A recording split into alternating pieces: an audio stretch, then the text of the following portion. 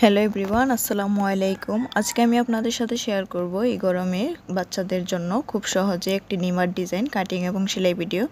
আশা করি ভিডিওটি স্কিপ না করে সম্পূর্ণ দেখবেন। ভিডিওটি ভালো লাগলে লাইক কমেন্ট শেয়ার করবেন এবং পাশে থাকা বেল আইকনটিকে ক্লিক করে দেবেন আমার চ্যানেলটিকে সাবস্ক্রাইব করে। তো দেখুন, এখানে আমি একটি কাপড় নিয়েছি। এটার আধা গজ পরিমাণ কাপড় আছে। এখানে কাপড়টিকে আমি মাঝখান দিয়ে ভাঁজ করে 2 পার্ট করে নিয়েছি। তো 2 পার্ট করার পরে আমি আরেকটি বাঙ্গা দিয়ে নিচ্ছি। তো এখানে 4 পার্ট আমি এক সাইড থেকে বাঙ্গাগুলো দিয়েছি। তো দেখুন, এখানে 4 পার্ট আছে। তো এখন আমি এখানে লম্বার মাপ নিব। তো এখানে আমি লম্বার মাপ নিচ্ছি, 17 ইঞ্চি নিয়েছি এবং পাশের মাপ হচ্ছে এখানে 10 ইঞ্চি। আর এখানে আমি কাঁধের মাপ নেব। তো এখানে আমি কাঁধের মাপ নিচ্ছি 8 ইঞ্চি পরিমাণ। যেহেতু এটার মধ্যে গলার মধ্যে আমরা রাবার দিব, তাই এখানে আমি 8 ইঞ্চি দিয়েছি। তো এখানে আমি আরমুলের মাপ নিচ্ছি। দেখুন, এখানে আরমুলের মাপ নিয়েছি 3 ইঞ্চি এবং আরমুলের যেখানে 3 ইঞ্চি নিয়েছিলাম সেখানে আমি আবার 2 ইঞ্চিতে একটা দাগ দিয়ে নিয়েছি। তো এখন আমি আরমুলের শেপ করে তারপরে আমি কেটে নিব। তো শেপ করে এখন আমি শেপ অনুযায়ী ফার্স্টে আরমুলটা কেটে নিচ্ছি। দেখুন,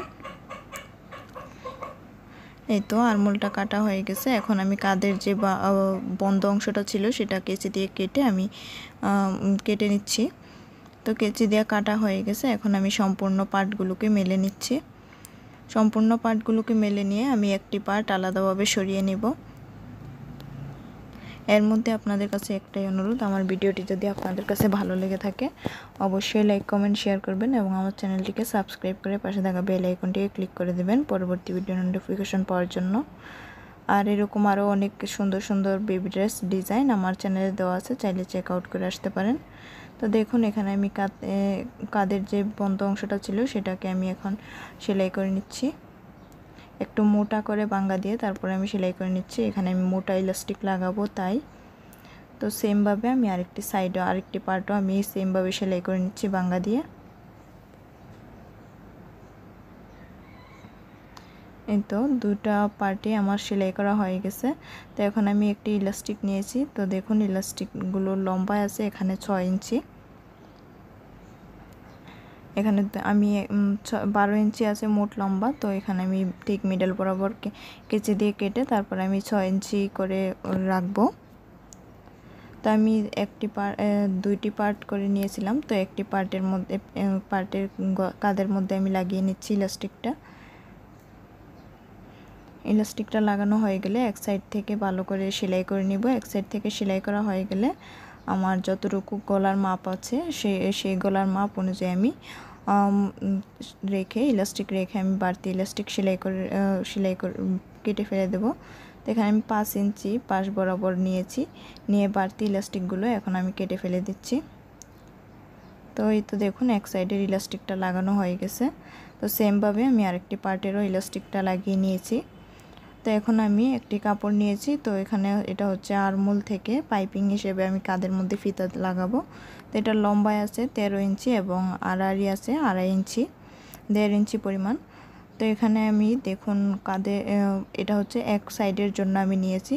তো এক সাইডে আমি এখন কাঁধের যে আরমোল থেকে আমি এটাকে পাইপিং হিসেবে সেলাই করে নিচ্ছি। দেখুন, এক সাইড থেকে সেলাই করে তারপর আমাদের কাঁধের যতটুকু মাপ লাগে, ফিতার মাপ যতটুকু আছে সেই মাপ অনুযায়ী রেখে আমি বাড়তি সেলাই করে নিব।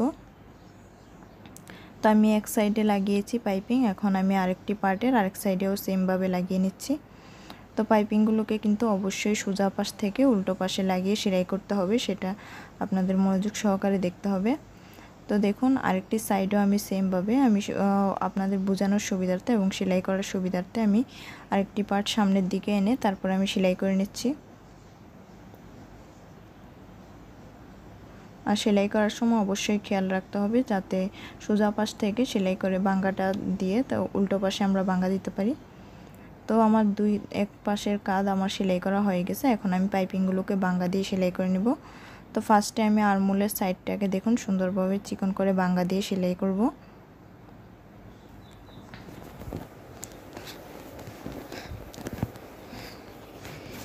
আপনারা আমার হাতের দিকে খেয়াল করলে বুঝতে পারবেন আমি কিভাবে সেলাইটা করে নিচ্ছি। তো এক সাইডটা সেলাই করা হয়ে গেছে। আমি আরেক কাঁধের যে ফিতাটা আছে সেই ফিতাটা সুন্দরভাবে দুই পাশ থেকে কাপড়গুলোকে বাঙ্গা দিয়ে তারপরে আমি সেলাই করে নিচ্ছি। সেলাই করে নিয়ে তারপরে আমি আরেক সাইডের আরমোলটাও আমি সেলাই করে নিলাম বাঙ্গা দিয়ে। তো এই তো দেখুন এক সাইডের পাইপিংটা লাগানো হয়ে গেছে। তো আমি সেম মাপে আমি আরেক সাইডেও লাগিয়ে নেব। আর এখানে আমাদের ফিতার কাঁধের মাপ হচ্ছে 3 ইঞ্চি নিয়েছি। তো আমি সেমভাবে আরেক পাশেও এইভাবে সেলাই করে লাগিয়ে নেব।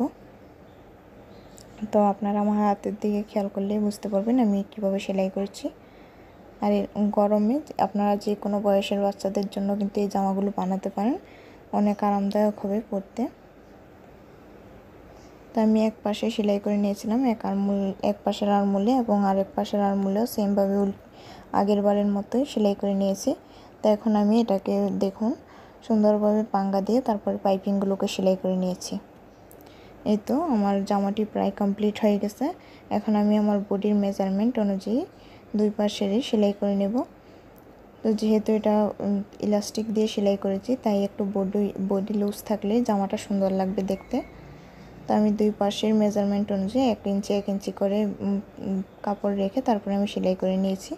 তো এখন জামার নিচে আমি বাঙ্গা দিয়ে নিচ্ছি, চিকন করে বাঙ্গা দিয়ে সম্পূর্ণ সাইডটা সেলাই করে নিচ্ছি। তো এই তো দেখুন আমার জামাটির ফাইনাল লুক কতটা সুন্দর হয়েছে। গরমে কিন্তু বাচ্চাদের জন্য খুবই কমফোর্টেবল একটি জামা।